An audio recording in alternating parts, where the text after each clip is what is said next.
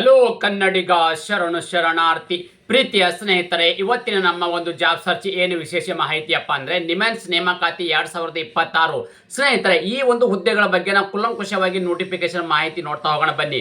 ಅದಕ್ಕಿಂತ ಮುಂಚಿತವಾಗಿ ಏನಪ್ಪಾ ಅಂದ್ರೆ ನಮ್ಮ ಯೂಟ್ಯೂಬ್ ಚಾನಲ್ಗೆ ಮೊದಲ ಬಾರಿ ಭೇಟಿ ನೀಡಿದರೆ ಸಬ್ಸ್ಕ್ರೈಬ್ ಜೊತೆಗೆ ಬೆಲ್ ಐಕನ್ ಕ್ಲಿಕ್ ಮಾಡೋದನ್ನ ಮರಿಬೇಡಿ. ಯಾಕಪ್ಪ ಅಂದ್ರೆ ಪ್ರತಿನಿತ್ಯ ನಾವು ಕೇಂದ್ರ ಸರ್ಕಾರ ಮತ್ತು ರಾಜ್ಯ ಸರ್ಕಾರದ ಹೊಸ ಉದ್ಯೋಗ ಮಾಹಿತಿ ಕೊಡಲಿಂದ ತಪ್ಪದೆ ನೋಟಿಫಿಕೇಶನ್ ಬರಲಿದೆ ನಿಮಗೆ. ಪ್ರೀತಿಯ ಸ್ನೇಹಿತರೆ, ರಾಷ್ಟ್ರೀಯ ಮಾನಸಿಕ ಆರೋಗ್ಯ ಮತ್ತು ನರವಿಜ್ಞಾನ ಸಂಸ್ಥೆ ಬೆಂಗಳೂರು ಇದರಲ್ಲಿ ಅಗತ್ಯವಿರುವ ಗ್ರೂಪ್ ಬಿ ಮತ್ತು ಗ್ರೂಪ್ ಸಿ ಹುದ್ದೆಗಳನ್ನು ಭರ್ತಿ ಮಾಡಲು ಅರ್ಹ ಹಾಗೂ ಆಸಕ್ತ ಅಭ್ಯರ್ಥಿಗಳಿಂದ ಅರ್ಜಿಗಳನ್ನು ಆಹ್ವಾನಿಸಲಾಗಿದೆ.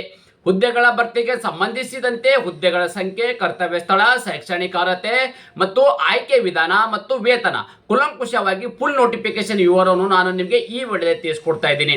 ಅದಕ್ಕಿಂತ ಮುಂಚಿತವಾಗಿ ಏನಪ್ಪಾ ಅಂದ್ರೆ ನಾವು ಸೀಕ್ವೆನ್ಸ್ ಆಗಿ ಅಂದ್ರೆ ಸ್ಟೆಪ್ ಬೈ ಸ್ಟೆಪ್ ನಾವು ಇಲ್ಲಿ ಮಾಹಿತಿ ನೋಡ್ತಾ ಹೋಗೋಣ ಬನ್ನಿ. ಮೊದಲಾಗಿ ಏನಪ್ಪಾ ಅಂದ್ರೆ ಇಲ್ಲಿ ಯಾವೆಲ್ಲ ಒಂದು ಹುದ್ದೆ ಕರೆದಿದ್ದಾರಪ್ಪ ಅಂದ್ರೆ ಬಹುತೇಕ ಹುದ್ದೆ ಕರೆದಿದ್ದಾರೆ ಅಂದ್ರೆ ವಿವಿಧ ಹುದ್ದೆಗಳ ಅರ್ಜಿಗಳನ್ನು ಆಹ್ವಾನಿಸಲಾಗಿದೆ. ಅದ್ರ ಬಗ್ಗೆ ನಿಮಗೆ ಇಲ್ಲಿ ಮುಂದೆ ಮಾಹಿತಿ ಕೊಡ್ತೇನೆ. ಅದೇ ರೀತಿ ಕರ್ತವ್ಯ ಸ್ಥಳ ಎಲ್ಲಿಯಪ್ಪ ಅಂತಂದ್ರೆ ಆಯ್ಕೆಯಾದ ಅಭ್ಯರ್ಥಿಗಳು ಕರ್ನಾಟಕ ಅಂದ್ರೆ ಬೆಂಗಳೂರಿನಲ್ಲೇ ಕಾರ್ಯವನ್ನು ನಿರ್ವಹಿಸಬೇಕಾಗುತ್ತೆ. ಯಾಕಪ್ಪ ಅಂದ್ರೆ ಇದು ನಿಮ್ಯಾನ್ಸ್ ಅನ್ನೋದು ಏನಿದೆ ಹಾಸ್ಪಿಟಲ್ ಏನಿದೆ ಇದು ಕರ್ನಾಟಕದಲ್ಲಿ ಅಂದ್ರೆ ಬೆಂಗಳೂರಲ್ಲಿ ಇರ್ತಕ್ಕಂಥ ಒಂದು ನಿಮ್ಯಾನ್ಸ್ ಆಸ್ಪತ್ರೆಯಲ್ಲಿ ಕರೆದಿರ್ತಕ್ಕಂಥ ಹುದ್ದೆಗಾಗಿರೋದ್ರಿಂದ ಅಲ್ಲೇ ನೀವು ಬೆಂಗಳೂರಿನಲ್ಲೇ ಕೆಲಸವನ್ನ ನಿರ್ವಹಿಸಬೇಕಾಗುತ್ತೆ. ಅದೇ ರೀತಿ ಖಾಲಿ ಇರ್ತಕ್ಕಂಥ ಹುದ್ದೆಗಳ ಸಂಖ್ಯೆ ಎಷ್ಟು ಅಪ್ಪ ಅಂತಂದ್ರೆ ಒಟ್ಟು ಇಲ್ಲಿ 52 ಹುದ್ದೆಗಳ ಅರ್ಜಿಗಳನ್ನು ಆಹ್ವಾನಿಸಲಾಗಿದೆ. ಎಷ್ಟಿರ್ತಕ್ಕಂಥದ್ದು 52 ಹುದ್ದೆಗಳ ಅರ್ಜಿಗಳನ್ನು ಆಹ್ವಾನಿಸಲಾಗಿದೆ. ಅದೇ ರೀತಿ ಯಾವೆಲ್ಲ ಒಂದು ಹುದ್ದೆಗಳು ಕರೆದರೆ ಎಷ್ಟು ಹುದ್ದೆಗಳ ಅರ್ಜಿಗಳನ್ನು ಆಹ್ವಾನಿಸಲಾಗಿದೆ ಕುಲಂಕುಷವಾಗಿ ಮಾಹಿತಿ ನೋಡ್ತಾ ಹೋಗೋಣ ಬನ್ನಿ. ಸ್ನೇಹಿತರೆ, ತಾವುಗಳು ಇಲ್ಲಿ ಗಮನಿಸ್ತಾ ಇದ್ರಿ ಯಾವೆಲ್ಲ ಒಂದು ಹುದ್ದೆಗಳು ಮತ್ತು ಹುದ್ದೆಗಳ ಸಂಖ್ಯೆ ಎಷ್ಟು ಅಂಬೋದು ಅಲ್ವಾ.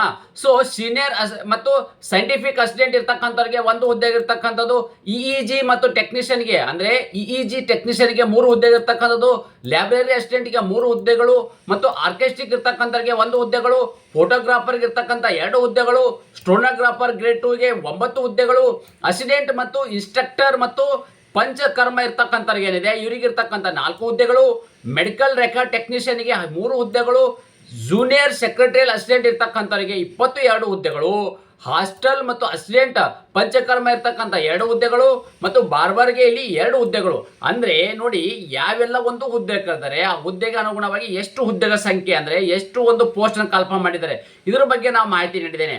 ಹಾಗಾದ್ರೆ ಈ ಕಲ್ಪನೆ ಮಾಡಿರ್ತಕ್ಕಂಥ ಹುದ್ದೆಗಳಿದಾವೆ ಈ ಒಂದು ಹುದ್ದೆನ ಪಡೆದುಕೊಳ್ಳಬೇಕಾದ್ರೆ ಯಾವೆಲ್ಲ ಕ್ವಾಲಿಫಿಕೇಶನ್ ಅನ್ನ ಹೊಂದಿರತಕ್ಕಂಥ ಅಭ್ಯರ್ಥಿಗಳು ಯಾವ ಒಂದು ಹುದ್ದೆಗೆ ಅರ್ಜಿಗಳನ್ನ ಸಲ್ಲಿಸಬಹುದು ಅಂತ ನಾವು ಮಾಹಿತಿ ನೋಡ್ತಾ ಹೋಗೋಣ ಬನ್ನಿ. ಮೊದಲಾಗಿ ಏನಪ್ಪಾ ಅಂದ್ರೆ ಶೈಕ್ಷಣಿಕ ಅರ್ಹತೆ ಬಗ್ಗೆ ನೋಡೋಣ. ಅಂದ್ರೆ ಇಲ್ಲಿ ನೋಡಿ ಸೀನಿಯರ್ ಮತ್ತು ಸೈಂಟಿಫಿಕ್ ಅಸಿಸ್ಟೆಂಟ್ ಇರ್ತಕ್ಕಂಥವ್ರಿಗೆ ಸ್ನಾತಕೋತ್ತರ ಪದವಿಯನ್ನು ಹೊಂದಿರಬೇಕಾಗತ್ತೆ. ಓಕೆ, ಅದೇ ರೀತಿ ಇಇಜಿ ಟೆಕ್ನಿಷಿಯನ್ಗೆ ಇರ್ತಕ್ಕಂಥದ್ದು ಡಿಪ್ಲೊಮಾನ ಹೊಂದಿರಬೇಕಾಗುತ್ತೆ.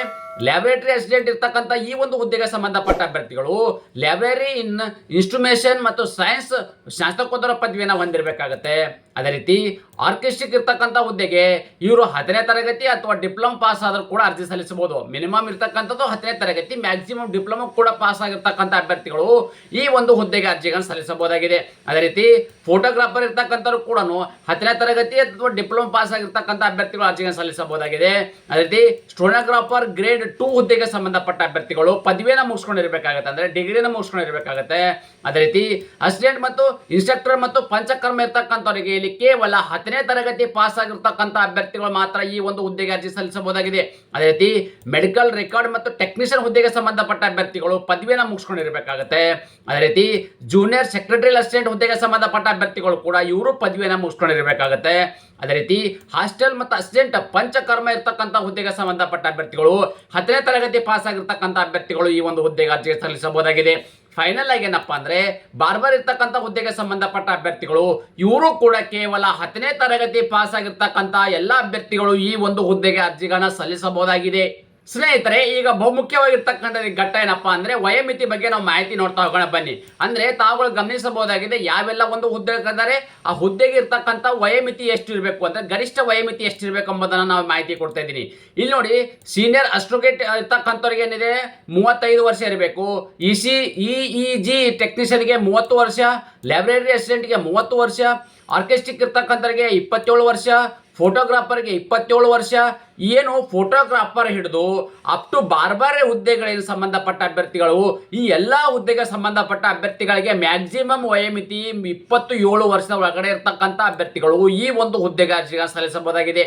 ಅದೇ ರೀತಿ ವಯೋಮಿತಿಯಲ್ಲಿ ಕೂಡ ಸಡಿಲಿಕೆ ನೀಡಲಾಗಿದೆ. ಯಾರೆಲ್ಲ ಅಭ್ಯರ್ಥಿಗಳಿಗೆ ವಯೋಮಿತಿಯಲ್ಲಿ ಸಡಿಲಿಕೆ ಕೊಡಲಾಗಿದೆಯಪ್ಪ ಅಂತಂದ್ರೆ OBC ಅಭ್ಯರ್ಥಿಗಳಿಗೆ 3 ವರ್ಷ, SC ST ಅಭ್ಯರ್ಥಿಗಳಿಗೆ 5 ವರ್ಷ, PWD ಅಭ್ಯರ್ಥಿಗಳಿಗೆ ಮ್ಯಾಕ್ಸಿಮಮ್ 10 ವರ್ಷಗಳ ಕಾಲ ವಯೋಮಿತಿಯಲ್ಲಿ ಸಡಿಲಿಕೆ ನೀಡಲಾಗಿದೆ. ಅಂದ್ರೆ ಒಂದು ಜನರಲ್ ಕ್ಯಾಟಗರಿ ಸಂಬಂಧಪಟ್ಟ ಅಭ್ಯರ್ಥಿಗಳು 18ರಿಂದ 27 ವರ್ಷ ಇರಬೇಕು. ಅದು ಅಲ್ಲದೆ ಅಂದ್ರೆ ಕ್ಯಾಟಗರಿ ಸಂಬಂಧಪಟ್ಟ ಅಭ್ಯರ್ಥಿಗಳಿಗೆ OBCಗೆ 3 ವರ್ಷ, SC STಗೆ 5 ವರ್ಷ, PWD ಅಭ್ಯರ್ಥಿಗಳಿಗೆ 10 ವರ್ಷಗಳ ಕಾಲ ವಯೋಮಿತಿಯಲ್ಲಿ ಸಡಿಲಿಕೆ ನೀಡಲಾಗಿದೆ.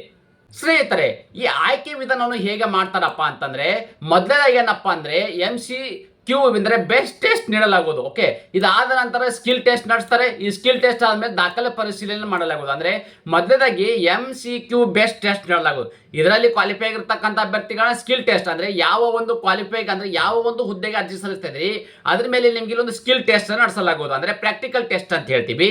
ಆ ಪ್ರಾಕ್ಟಿಕಲ್ ಟೆಸ್ಟ್ ಆದ ಬಳಿಕ ಏನ್ ಮಾಡ್ತಾರೆ, ದಾಖಲೆ ಪರಿಶೀಲನೆ ಮಾಡಿ ಮೆರಿಟ್ ಆಧಾರದ ಮೇಲೆ ಅಭ್ಯರ್ಥಿಗಳನ್ನ ನೇಮಕಾತಿ ಮಾಡಲಾಗುವುದು.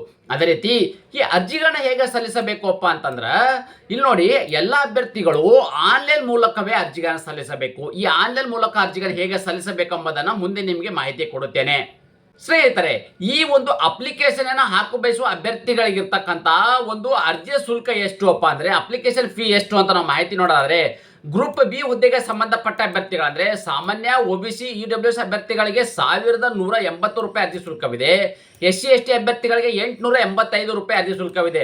PWD ಅಭ್ಯರ್ಥಿಗಳಿಗೆ ಯಾವುದೇ ರೀತಿಯ ಅರ್ಜಿ ಶುಲ್ಕ ಇರೋದಿಲ್ಲ. ಅಂದ್ರೆ ಆ ಒಂದು ಕೆಟಗರಿ ಸಂಬಂಧಪಟ್ಟ ಅಭ್ಯರ್ಥಿಗಳಿಗೆ ಅರ್ಜಿ ಶುಲ್ಕದಿಂದ ವಿನಾಯಿತಿ ನೀಡಲಾಗಿದೆ.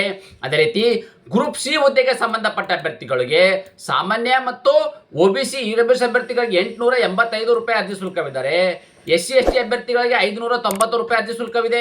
ಅದೇ ರೀತಿ PWD ಅಭ್ಯರ್ಥಿಗಳಿಗೆ ಕೂಡ ಯಾವುದೇ ರೀತಿಯ ಅರ್ಜಿ ಶುಲ್ಕ ಇರೋದಿಲ್ಲ. ಅಂದ್ರೆ ಈ ಒಂದು ಕೆಟಗರಿ ಸಂಬಂಧಪಟ್ಟ ಅಭ್ಯರ್ಥಿಗಳಿಗೆ ಅರ್ಜಿ ಶುಲ್ಕದಿಂದ ಇದರಲ್ಲಿ ಕೂಡ ವಿನಾಯಿತಿಯನ್ನು ನೀಡಲಾಗಿದೆ. ಅದೇ ರೀತಿ ಅರ್ಜಿ ಸಲ್ಲಿಸಲು ನಿಗದಿಪಡಿಸಿದ ದಿನಾಂಕದ ವಿವರವನ್ನು ನಾವು ನೋಡೋದಾದ್ರೆ ಅರ್ಜಿ ಸಲ್ಲಿಕೆ ಪ್ರಾರಂಭ ದಿನಾಂಕ ಫೆಬ್ರವರಿ 3, 2026 ಆಲ್ರೆಡಿ ಪ್ರಾರಂಭವಾಗಿದ್ದು ಅರ್ಜಿ ಸಲ್ಲಿಸಲು ಕೊನೆಯ ದಿನಾಂಕ ಮಾರ್ಚ್ 4, 2026 ಇಷ್ಟರ ಒಳಗಡೆ ತಮ್ಮ ಅರ್ಜಿಗಳನ್ನ ಸಲ್ಲಿಸಬೇಕಾಗತ್ತೆ. ಅದೇ ರೀತಿ ಇನ್ನೊಂದೊಬ್ಬ ಮುಖ್ಯವಾಗಿರ್ತಕ್ಕಂಥ ಮಾಹಿತಿ ಏನಪ್ಪಾ ಅಂದ್ರೆ ಫುಲ್ ನೋಟಿಫಿಕೇಶನ್ ಬಗ್ಗೆ ವಿವರವನ್ನು ನಿಮಗೆ ಆಲ್ರೆಡಿ ಮಾಹಿತಿ ಕೊಟ್ಟಿದ್ದೇನೆ. ಅದೇ ರೀತಿ ಟೆಲಿಗ್ರಾಮ್ ಮತ್ತು ವಾಟ್ಸ್ಆಪ್ ಚಾನಲ್ ಕೂಡ ಜಾಯಿನ್ ಆಗಿ. ಯಾಕಪ್ಪ ಅಂದ್ರೆ ಪ್ರತಿನಿತ್ಯ ಕೊಡ್ತಕ್ಕಂಥ ಕೇಂದ್ರ ಸರ್ಕಾರ ರಾಜ್ಯ ಸರ್ಕಾರದ ಹೊಸ ಹುದ್ದೆಗ ಮಾಹಿತಿ ಅಲ್ಲಿ ಕೂಡ ನೇರವಾಗಿ ನೀವು ಪಡೆಯಬಹುದಾಗಿದೆ. ಅದೇ ರೀತಿ ಈ ಆನ್ಲೈನ್ ಮೂಲಕ ಅರ್ಜಿಗಳನ್ನು ಹೇಗೆ ಸಲ್ಲಿಸಬೇಕಪ್ಪ ಅಂದ್ರೆ ನಾನು ಮೊದಲೇ ಹೇಳಿದೆ ನಿಮಗೆ, ಈ ಒಂದು ಅಪ್ಲಿಕೇಶನ್ ಏನಿದಾವೆ ಎಲ್ಲವೂ ಕೂಡ ಹುದ್ದೆಗೆ ಆನ್ಲೈನ್ ಮೂಲಕವೇ ಅರ್ಜಿಗೆ ಸಲ್ಲಿಸಬೇಕು. ಈ ಒಂದು ಅಫಿಷಿಯಲ್ ವೆಬ್ಸೈಟ್ ನನ್ನ ಯೂಟ್ಯೂಬ್ ಡಿಸ್ಕ್ರಿಪ್ಷನ್ ಬಾಕ್ಸ್ ಅಲ್ಲಿ ನಿಮಗೆ ಲಿಂಕ್ ಅನ್ನು ಕೊಟ್ಟಿರುತ್ತೇನೆ. ಆ ಲಿಂಕ್ ಮೇಲೆ ನಿಮಗೆ ಕ್ಲಿಕ್ ಮಾಡಿದಾಗ ಏನಾಗುತ್ತಪ್ಪ ಅಂದ್ರೆ ಈ ತರದ ಒಂದು ಪೇಜ್ ಅಂದ್ರೆ ಈ ತರ ಒಂದು ವೆಬ್ಸೈಟ್ ಓಪನ್ ಆಗುತ್ತೆ.